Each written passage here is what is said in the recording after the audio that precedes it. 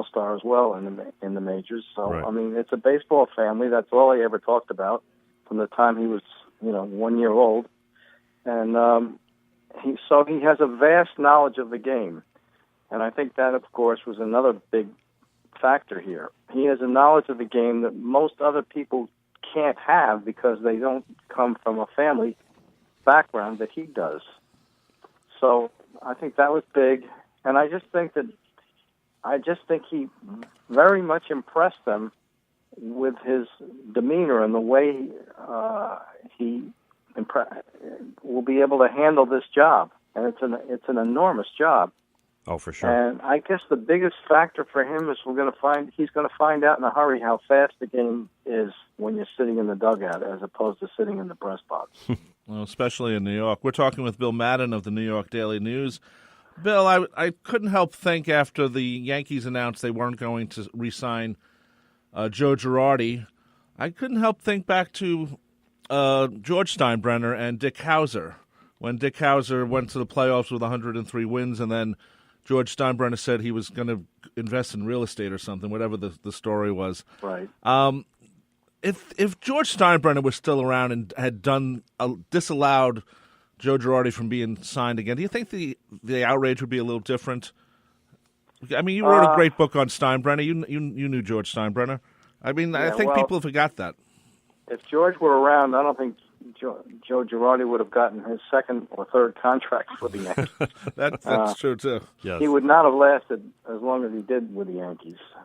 I think this was a different situation. I think, whereas with Dick Howser, people like that, I mean, when George fired a manager, it was usually over a personal clash with that manager.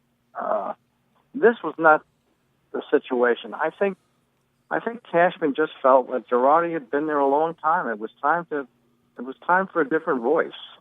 I think no matter where it is, when a manager is with a particular team for a long time, I don't want to use the word stale because that wasn't the case here, but I think it comes down to your relationship with a general manager kind of wanes, and it got to a point where I think Cashman just felt like Girardi was the old guard. He was, goes all the way back to the Tory years and all of that, and I think he wanted to just go in a different, fresher direction. And I also think that the Gary Sanchez incident had a little bit to play with it. As far as Girardi public criticizing the darling of the organization. You just don't do that with Gary Sanchez. He's been spoiled from the day they signed the kid. Pretty much, yes. Even though I agreed with Girardi at the time, I still do. Yes. But they don't want that. They want you to be schmoozing with these players, and they want you to be, and if something like that is a problem, they want you to keep it under the rug. You don't want to bring it out in public and embarrass the player. And so I think that was a factor. I think they wanted a guy who was going to be more warm and soothing, maybe, for these young kids that they're moving along in the organization and are hoping that they're going to reach their fruition and win it all this year, next year. For sure. Bill, in terms of just the way the Yankees went about looking for a manager, I mean, obviously this process took a little more than a month, I guess. Six contenders or candidates were interviewed. Like you said, only Eric Wedge actually had real major league managing experience. You wrote the other day that Hensley Mullins was the other finalist, and you know, Eric Wedge, Chris Woodward, Rob Thompson, and Carlos Beltran also interviewed. Was all of this by design, or did this thing just kind of start to grow after the original list was put together? Because I know there were obviously dozens of names on the original list, but was this all by design? Well, I think, like I said at the beginning of this interview, the general managers today don't look at the same factors that they customarily did for nearly 100 years when it comes to hiring a manager. In other words, experience, not necessary. Mm-hmm. Proven track record. not necessary. The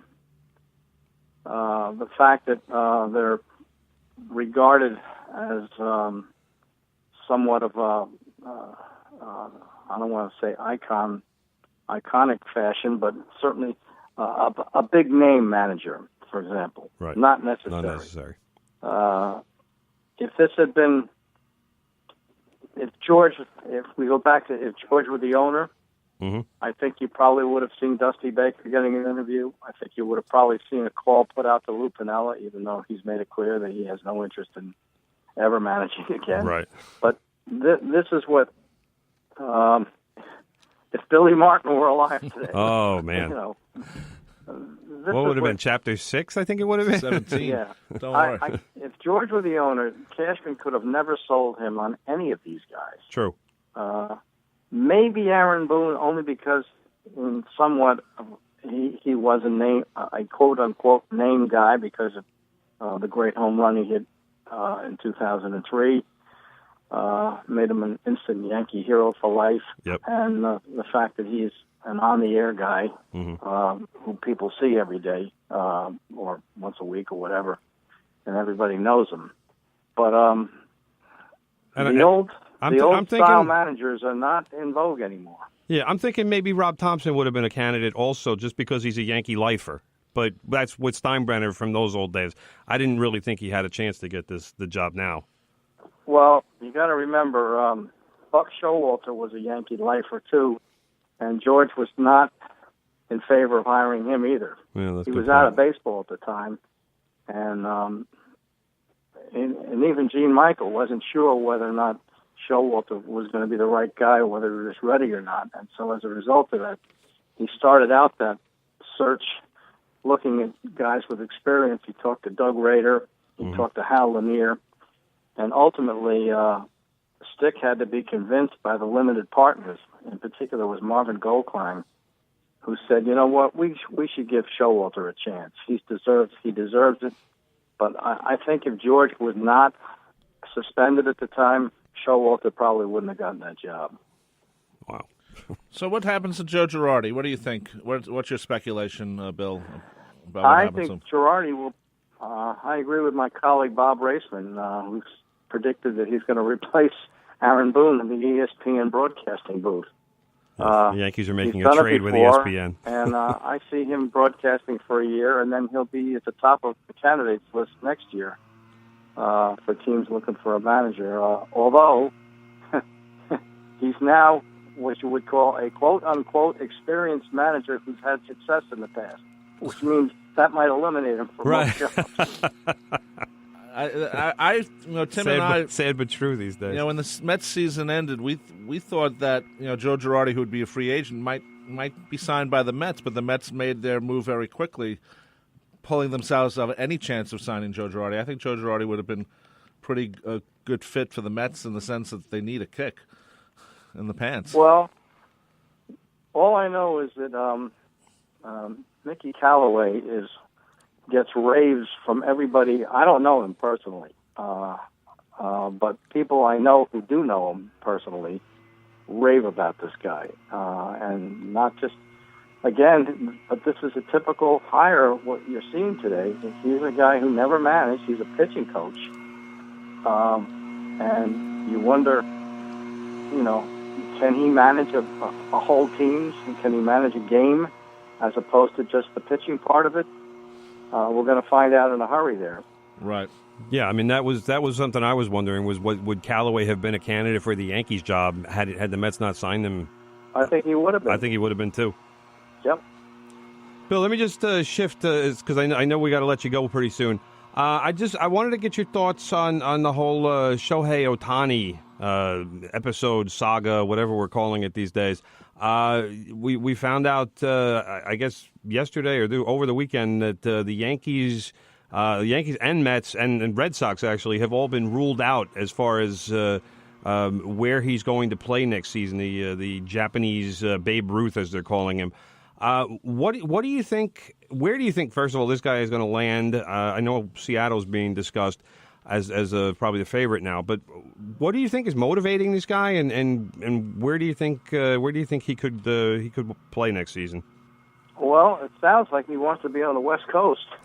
For sure. He's eliminated all the East Coast teams, so that right there is a clue as to where he doesn't want to play. Yep. And so I guess, at the outset of this thing, I thought the Yankees were going to be a natural for him.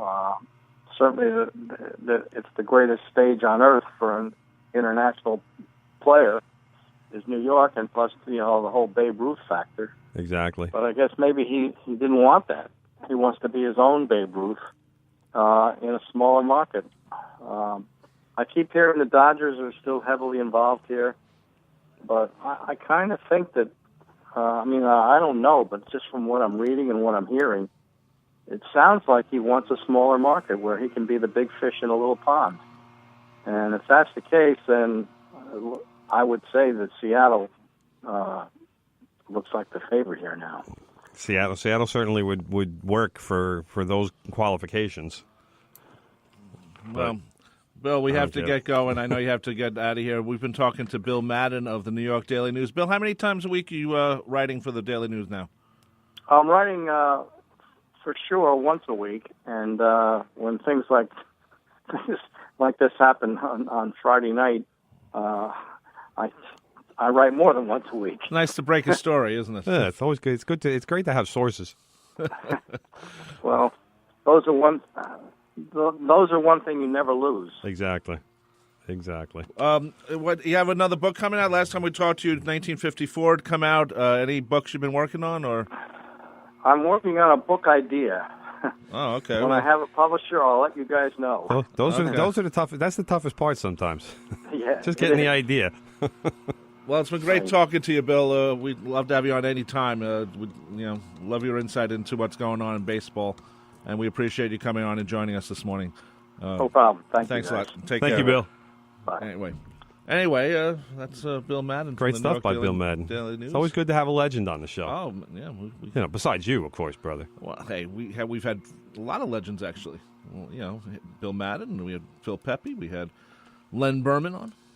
We've had a lot of people. J.P. Pelsman. Wow, come on, let's not get crazy.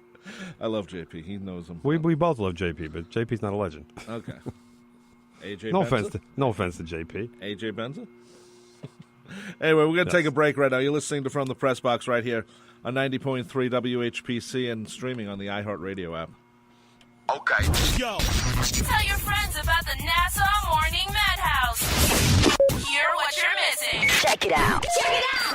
We found something out Yeah. I'm shocked about. Brandon, you get pedicure? Yes, of course. My feet are always getting wet and dried up in the socks and stuff like that. First of all, I just want to put this in perspective. I cut my toenails once a year. I've been wanting to get a manicure, but I would feel weird to just go by myself. So maybe we can try it out. We Yeah, can you all guys go together. That's a no. Not a shot. Really? You wouldn't go? No, Mike, I'll take you up on that. There you go. There we Two go. guys, no more than that. No more than that. No. Okay. If I There were you to go. do that, I'd want it to be a big group of guys. Yeah, I mean, why the not? thing is- Let's all march in there. Just Yeah, like let's we're all here march for the in there and be like, pedicures. 3, 5, 4, pump. I'm here to get my nails done. Yeah, testosterone. Nassau Morning Madhouse. Weekday mornings from 7 to 9. On the voice of Nassau Community College. 90.3 WHPC. Do you like video games, movies, comics, action figures, anything nerdy? Well, have I got a deal for you. Tune in to 90.3 WHPC. Should I do that again? Just keep going. Just continue. Every Monday at 3 p.m. for the only radio show that covers all things nerd culture with the two most fantastic hosts in all of the galaxy, Colton Murray and Justin Greenberg. This show is out of this world galaxy. Come on down. Tune in Mondays at 3 p.m. Hey, why did my music stop? I can't do this acting without my music. The promo's over. Stop talking. Just play the stupid tagline. Nerdvana, Mondays at 3 p.m. Cut it and print it. I need an aspirin. Answer me. Who taught you to listen to Radio Rumble at 12 p.m. on Saturday afternoons? You, all right? I learned it by watching you. I'd buy that for $1. The Radio Rumble has it all. Humanity will suffer with me. Movie reviews. No corner, Sandy. You're wrong. Sports talk. Hi, sports fans. I'm Doug Frisch-Preed. Awesome music. Excellent!